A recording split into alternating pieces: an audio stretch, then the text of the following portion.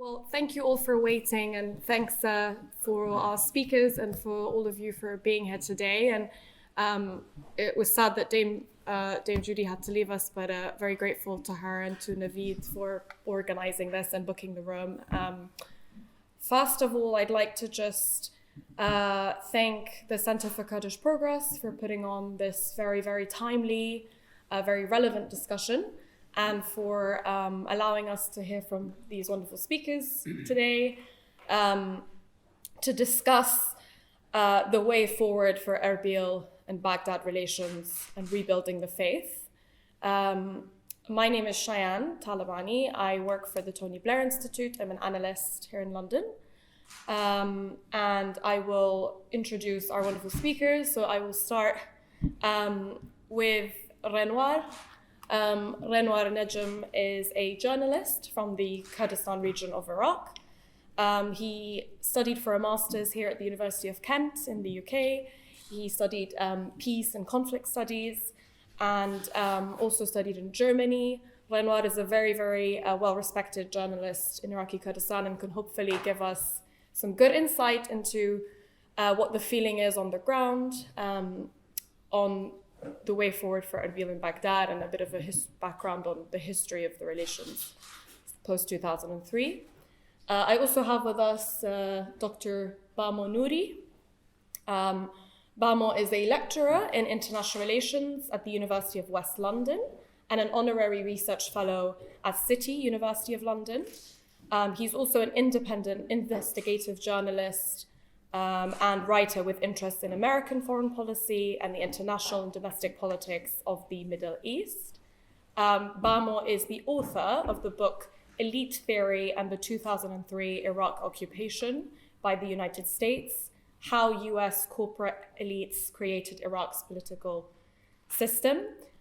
So hopefully Bamo can give us a bit of an overview on the geopolitics, but also on some of the internal and domestic issues that have really been at the center of KRG and the Kurdistan region post-2003. And I'm also really delighted to welcome Dr. Renoir Nejm. Dr. Renard Mansour. All the R's are confusing. Renard is a senior research fellow and the project director of the Iraq Initiative at Chatham House. He is also a senior research fellow at the American University of Iraq, Slemania, in the KRI, and a research fellow at the Cambridge Security Initiative, based at Cambridge University. Renard has done an excellent job, for as long as we can remember, in the think tank world and in the policy world, focusing attention on Iraq, and has also spent considerable time in the KRI in Iraq. So really looking forward to hearing from all of you.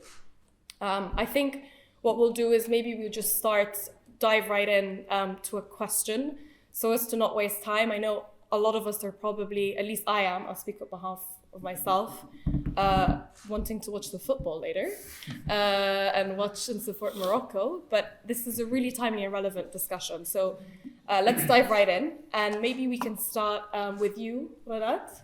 I got your name right this time.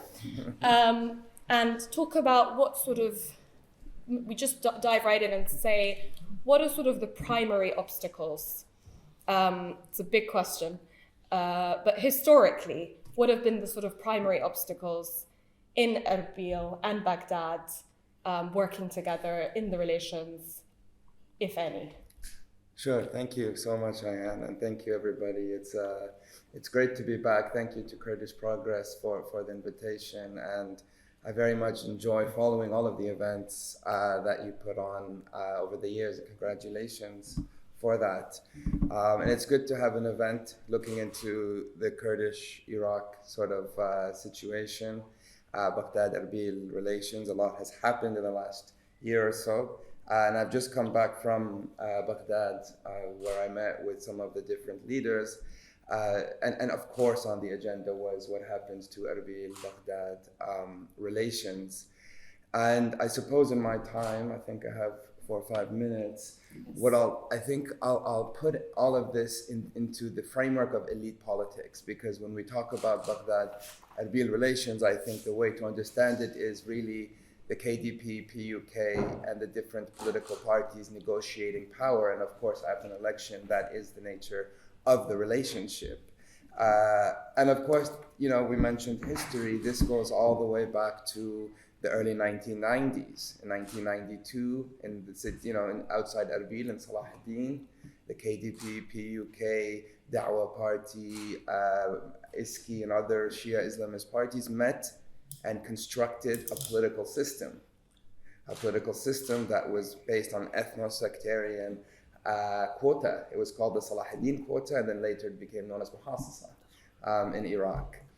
That is the system that we're looking at now 20 years after 2003. So it was designed partly by the two main Kurdish parties, as well as the main Shia Islamist parties, as well as the Sunni secular parties. So this was by design. And the way that this system was designed was for the state to be weak. And by design, that meant each group had to have access to, for example, arms, right? So the construction of the Iraqi state was that government and violence had to be separate, so that each group could keep their access to violence. That's just one example. So 20 years on, this is the problem we continue to see, that political negotiations are to some extent violent and incorporate violence as well as other access to different capitals. And so when we look at what happened after last year's election, you had a coalition emerge led by Muqtada al-Sadr, who had won the election, but working alongside the KDP and working alongside Halbusi and Khamis al-Khanjar, the two main Sunni leaders under Siyada. The goal of this alliance was to bring down a few people, was to bring down in particular Nouri al-Maliki, Qais al-Khazali, and some groups linked to Iran. But fundamentally what this meant was to break apart the system, that system that was based on political consensus, and to create majority government. It was a bold gamble, fundamentally to change the nature of that system designed in the 1990s, where everyone takes a piece of the pie. Here, the three parties, the KDP, the Sunnis, and Sadr, were saying, we don't want one side to take that pie. We want to change the system. And there was a repercussion for that. Partly through violence. We saw attacks on Erbil, we saw attacks on Halbusi's house, we saw attacks on the Prime Minister's house. So anyone linked to the coalition suffered the fate of violence. And also partly through the judiciary, which was weaponized. For example, the oil and gas ruling that we saw come out was very timely, let's say. And I think most parts, whatever they stand on the legalities of it, will certainly say that it was political insofar as the timing of it was meant to hurt all the parties, including those that were trying to change the nature of the system from consensus to majoritarian. That didn't work. The Sadrists withdrew their MPs, realizing this not work, they made a mistake, and consensus went back to normal. And since then, things have started to kind of move as they are, they're meant to be. Consensus. All the sides now are back on the negotiating table. They all come back to negotiations. Sudani seems to have some kind of a mandate from all the sides, although internally there's many issues with that as new prime minister. And we're beginning to see the spoils of the state being divided by the political parties. So the final thing I'll leave you with on this is this system and those elites that designed it and now benefit from it is increasingly less representative of the people. So whether we're talking about people in Basra, people in Slemania, people in Mosul, a growing youth population of demographics don't feel like that system that was designed more than 20 years ago either represents them economically by offering jobs or even ideologically, right? Ethno-sectarianism is more difficult for the elite to use to convince this young population that they have their best interests. And so the conclusion, therefore, is what these elite designed in 2003 until today is a system of corruption that creates incredible wealth for the leaders of each of the parties.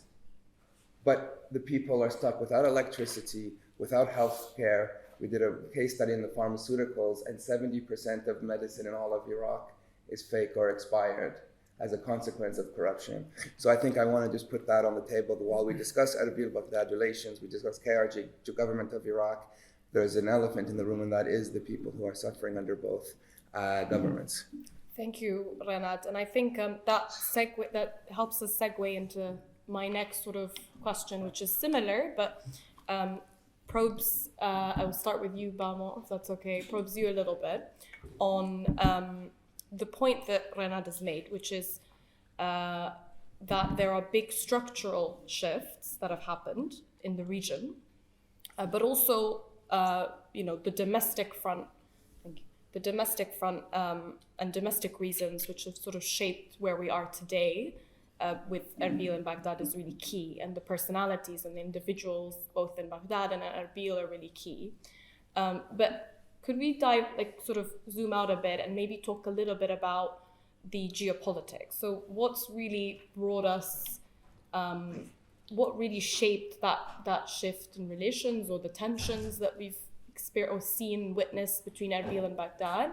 And what's changed now that we've seen Erbil and Baghdad? Perhaps we're definitely seeing efforts being made by both sides, as Renat alluded to repair that a little bit. For sure.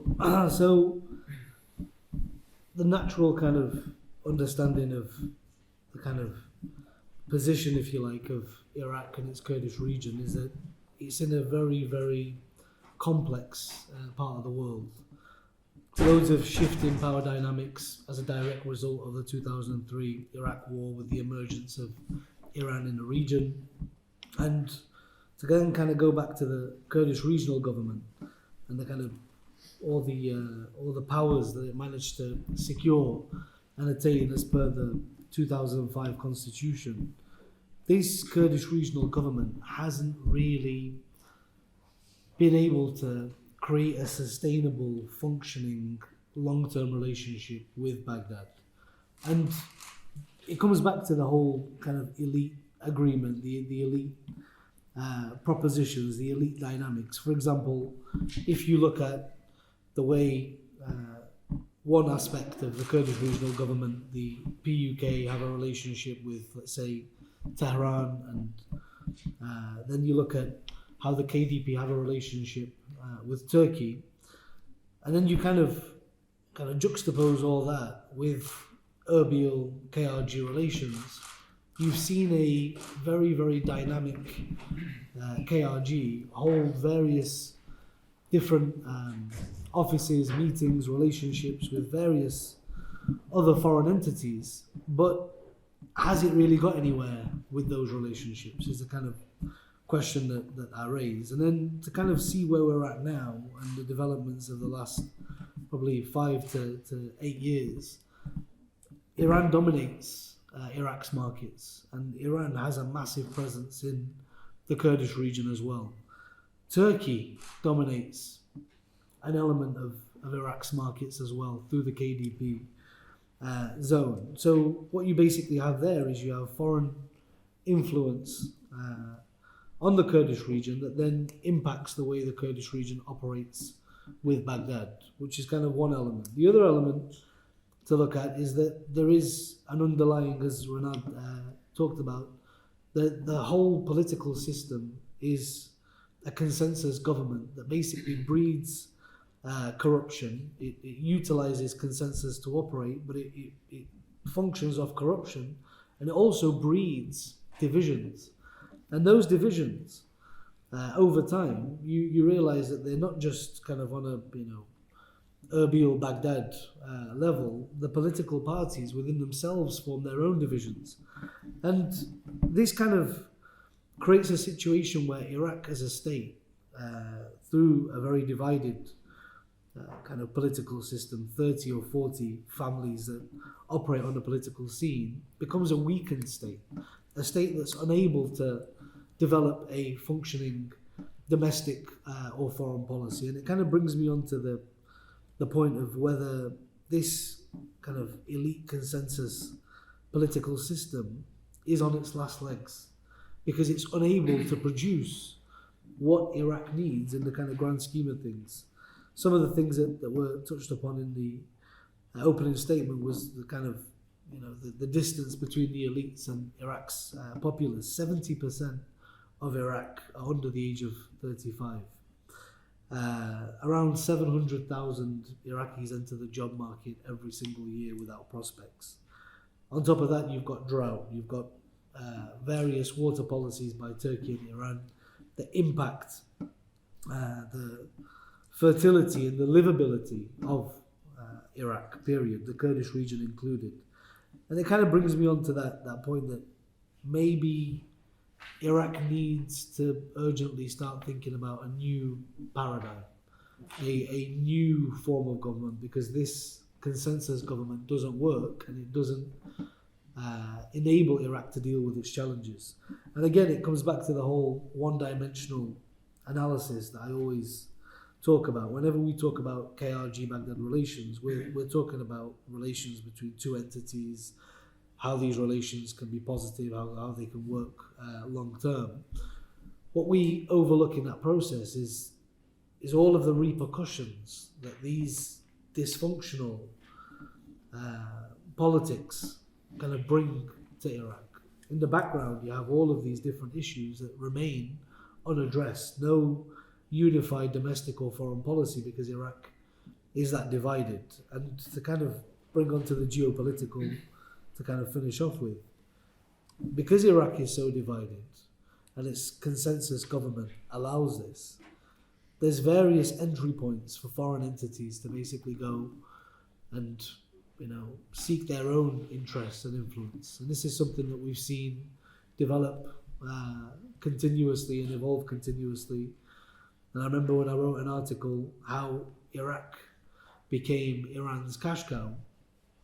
You only have to see the intricacies of how embedded a foreign state like Iran is able to become in the sovereign state of Iraq to kind of see that this consensus government doesn't work. And even though we talk about Erbil-Baghdad relations in a positive way, and we try to kind of be optimistic, maybe everything that we've seen in the last 18 to 24 months spell that this political system will be on its last legs, and there's only so much more that it can go on before we're going to continue to see the same cycle of protests, of discontent, early elections, and thank you, Bamo. And that, I think, Renoir, is where you can sort of highlight and illuminate and inform us a little bit better, which is on something that Renat touched on and that Bamo touched on, which is the key here,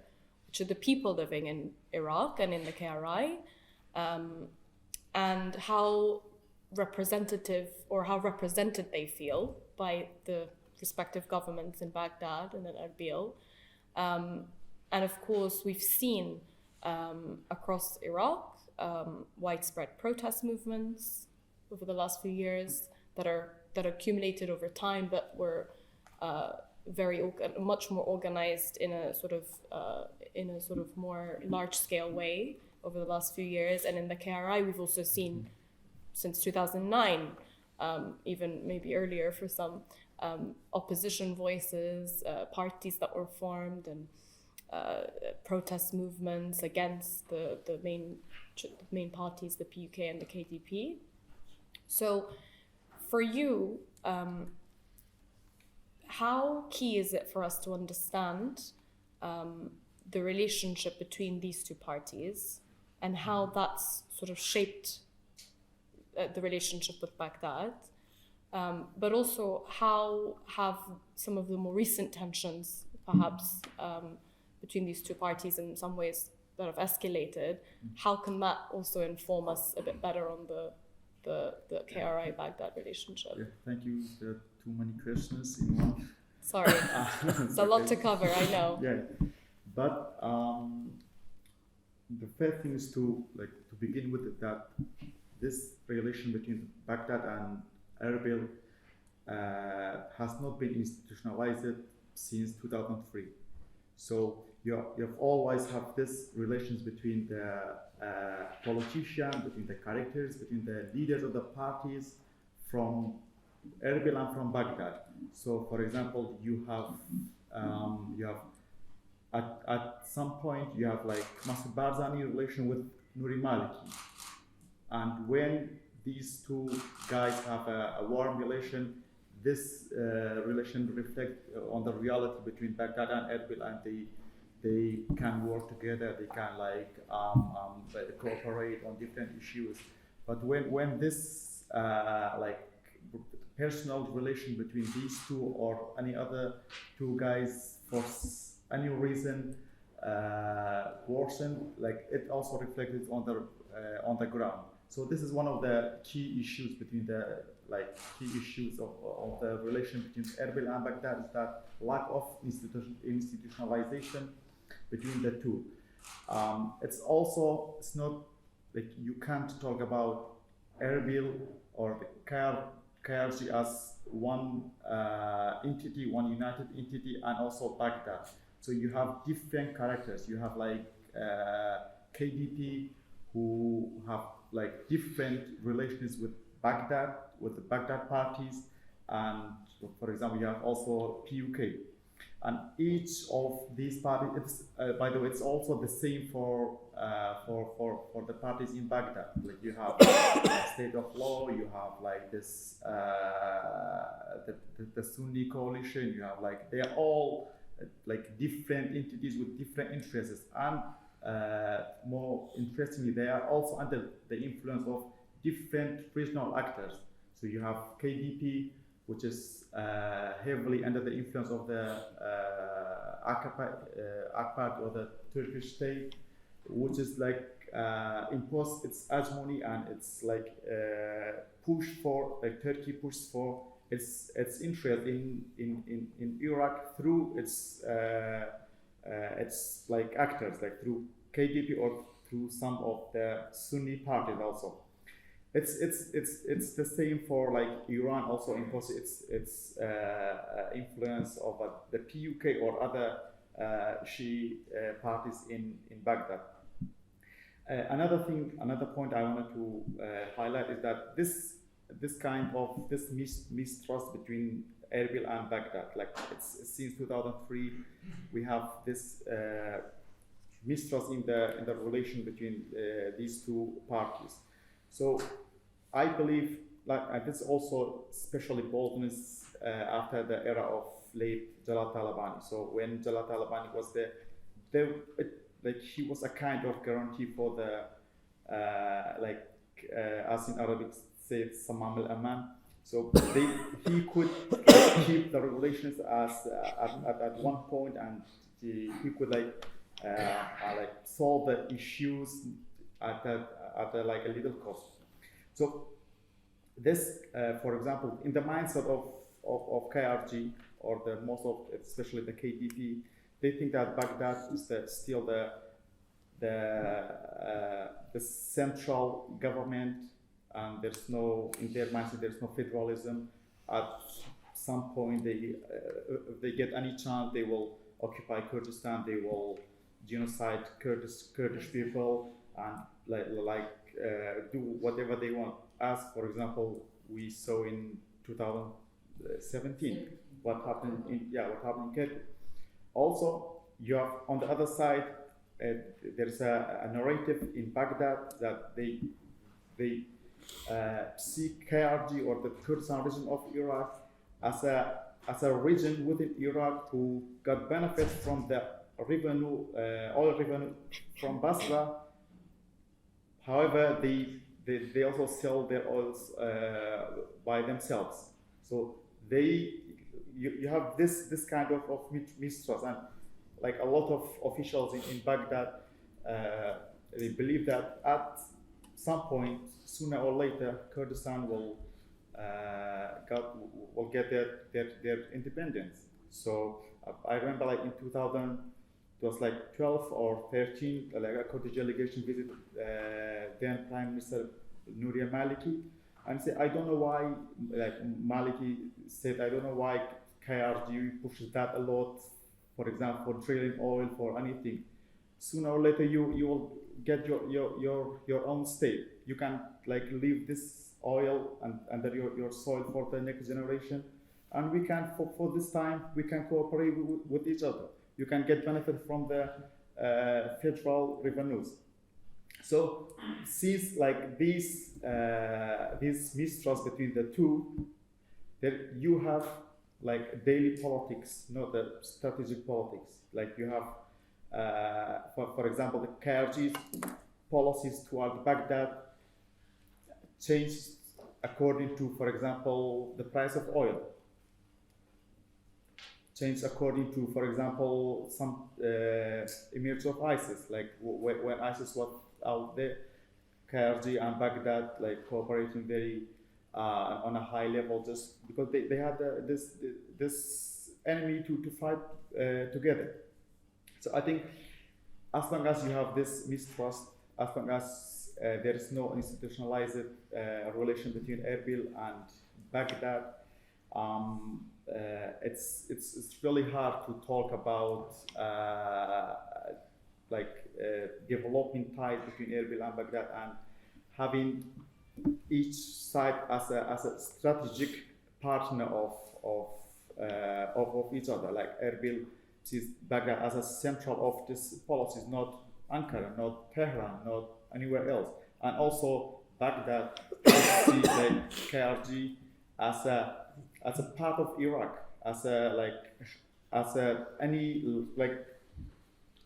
based on the constitution and based on the methods of federalism. Getting back to your first point, do these elite or the parties represent the people of Iraq?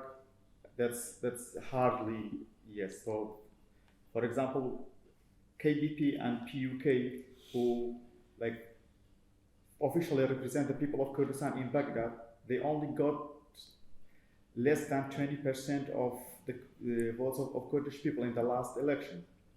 And you see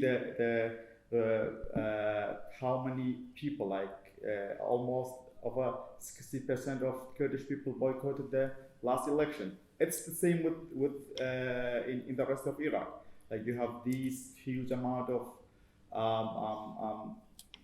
all these movements, all these people demonstrate on the street, and also the people boycott the election. It's a very clear indication that there's an elite who represent only like a little part of the society, but they control the means of violence, and they control the state institutions, and they do whatever they want.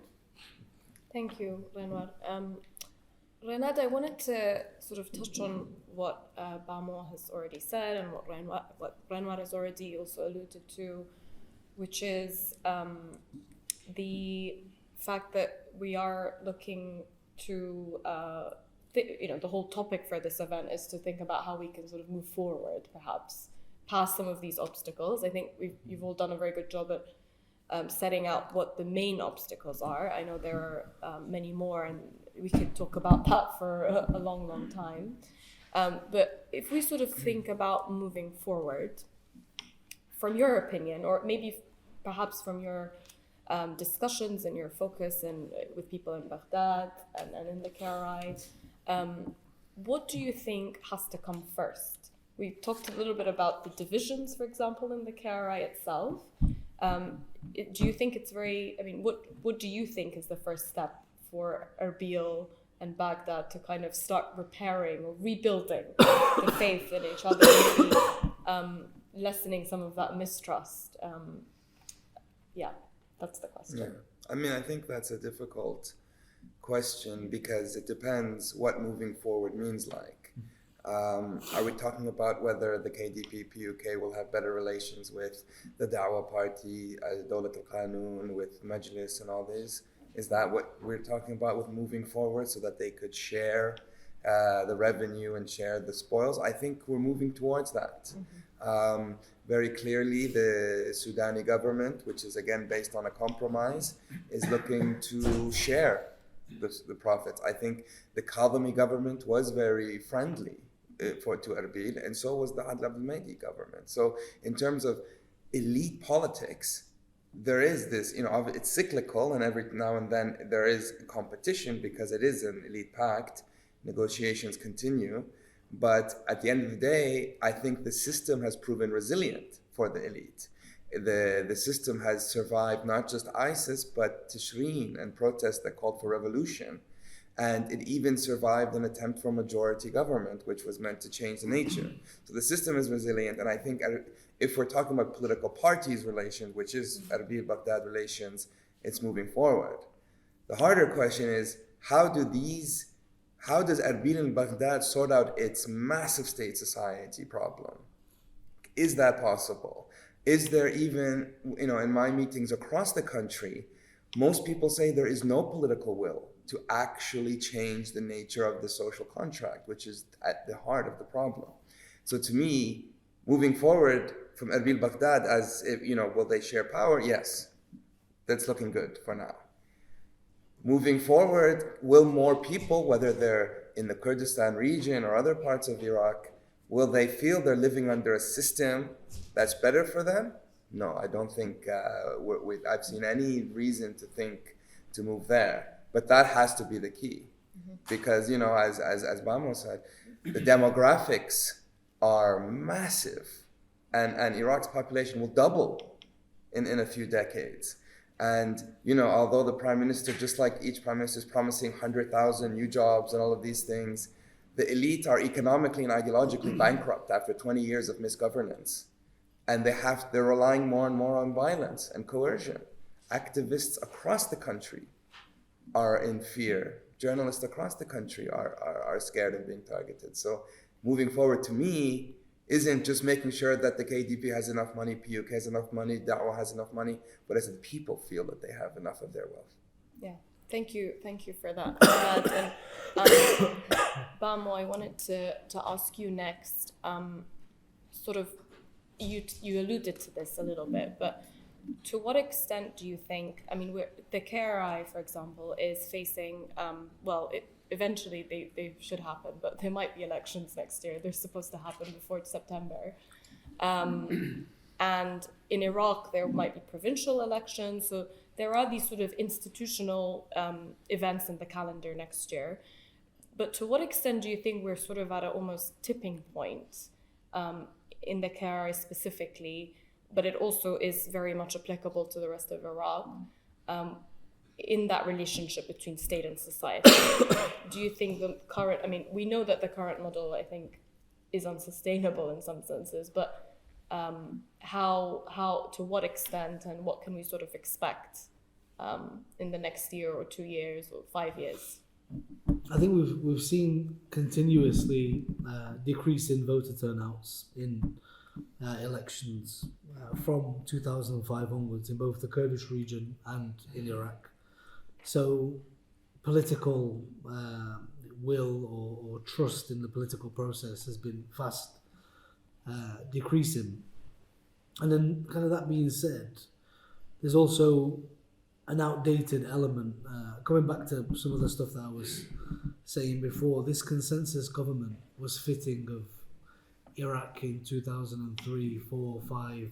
The state of the world, frankly and broadly speaking, has changed massively, and Iraq's kind of government could get away with operating in that way that it did during those periods. But now, with all of the kind of key existential crises that hit Iraq, and then also the kind of, if you look at the elections, for example, politicians to win elections, the kind of promises that they make, the things that they say, they're so out of touch with the kind of needs and necessities of ordinary people that we're going to see continuous growth in voter disillusionment.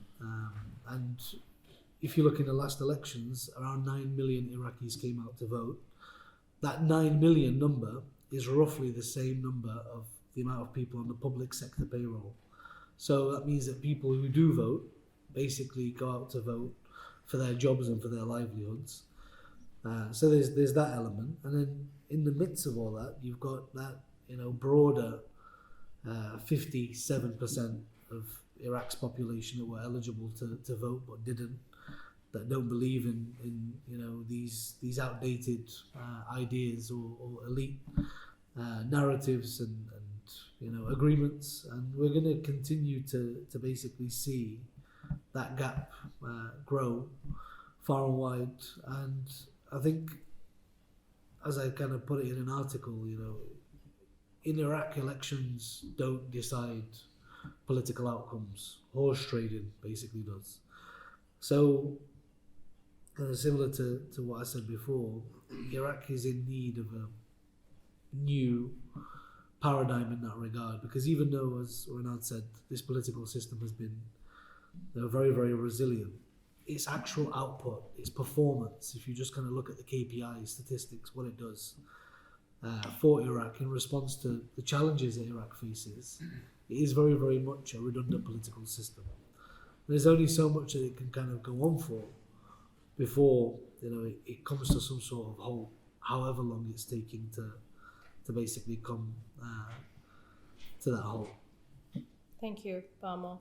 And then I guess a sort of question maybe to all of you, and we can maybe we start with you, Ranwar, but also Bamo and Ranad, you can we'd welcome your thoughts.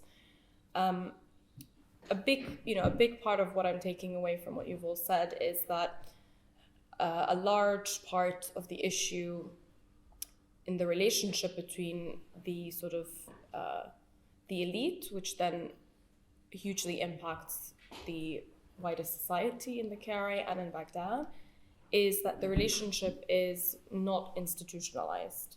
So we don't have a sort of formal institutional mechanism by which the KRG and Iraq sort of interact, and at least where there are perhaps some institutional, constitutional laws or other things, that they are often very vague and have long been disputed. So in terms of the fact that, we are seeing a lot of discontent, a lot of disillusionment in across Iraq and in the KRI, do you not feel that perhaps the government in Erbil and in Baghdad would make some effort and sort of feel perhaps that they are on a sort of tipping on an edge, or that there is a tipping point, and would maybe use or could think about maybe institutionalizing that relationship in order to ensure their own survival, in a sense, but also for the sake of the wider society? What do you think? Renwar, maybe we start with you. Yeah.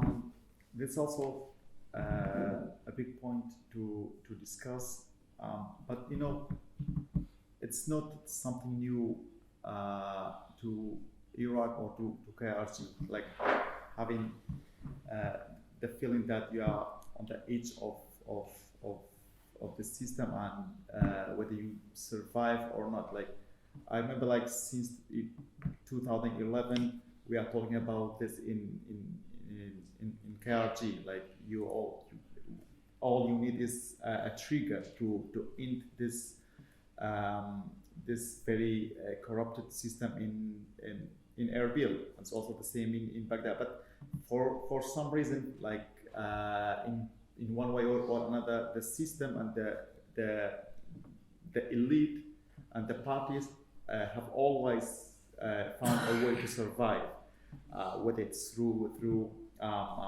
let's say buying people's loyalty, whether by using violence, like by killing protesters, by silencing the activists, or any form of, like, anything that a dictatorship or a suppression government can use, they don't hesitate to use it. It's the same in Baghdad. What we saw it in October Revolution, or the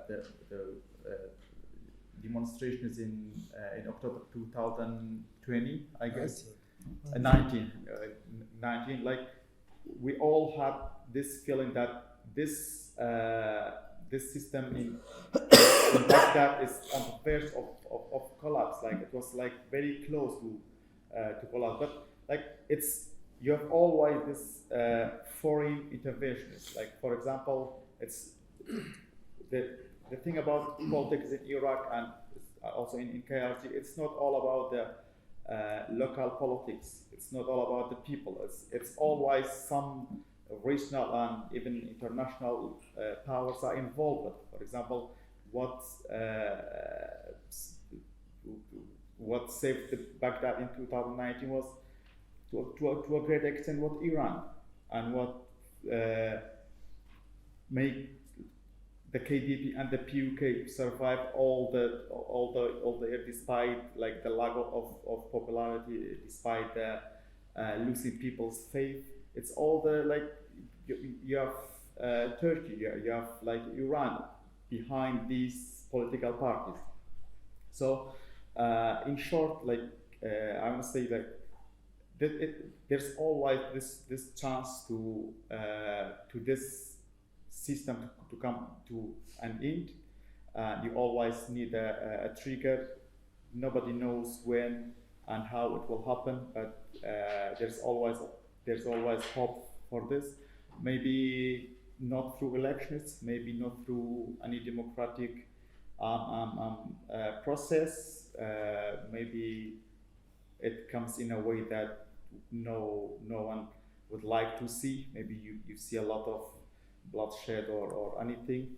But when we look at the history of this area, or anywhere in the world, like this kind of system, this kind of governance, when you lose the faith of people, it's really hard and it's really difficult to keep it as you wish, or as this elite wish.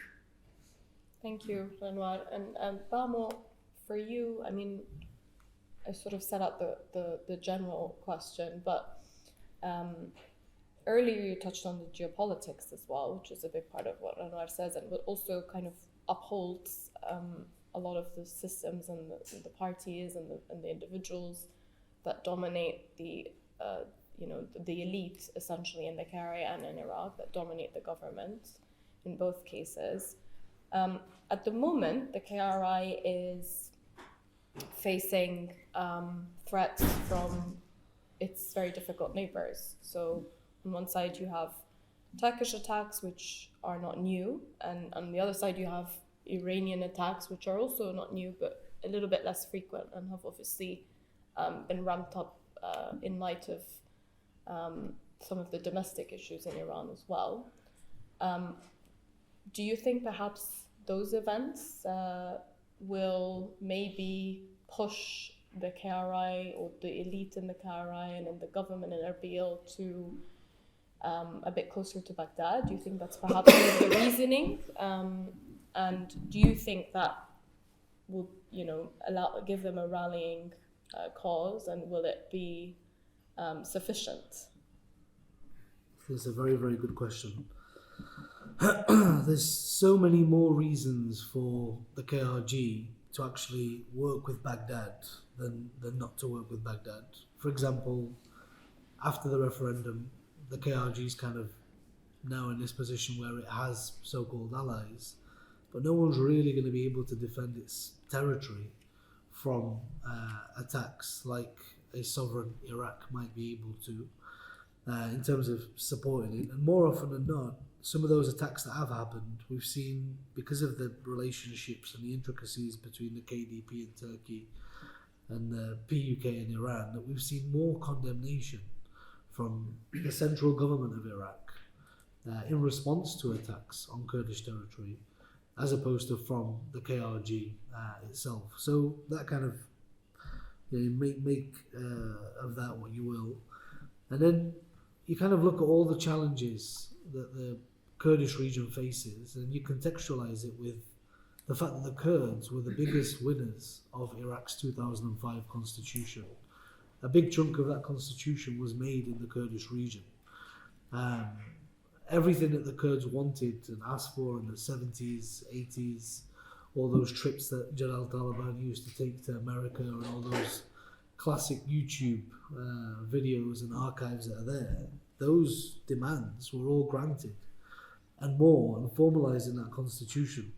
So for its own sovereignty, and for the kind of crisis that it's in now, where left, right and centre, Turkey and Iran attacks, as and when the Istanbul attack was blamed on Kurdish terrorists, and then Iran's also accusing Iraq of, or the Kurds of having a exacerbated role in the protests to kind of justify attacks in the region. So there's definitely a cause to kind of come together in that way, and to actually kind of move beyond some of the more kind of petty issues, and to actually just think about sovereignty.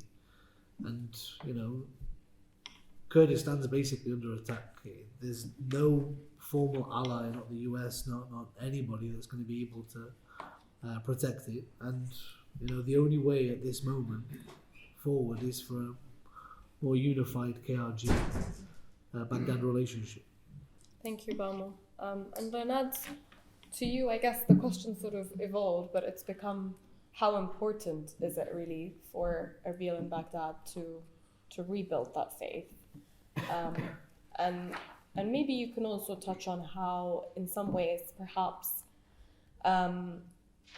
even if it's not sufficient enough for the elites in Erbil and Baghdad to come together to solve some of the wider challenges that Iraq faces, in what ways can it, whether it's employment, whether it's civil servant salaries, in what ways can it be a way forward, at least for the near future?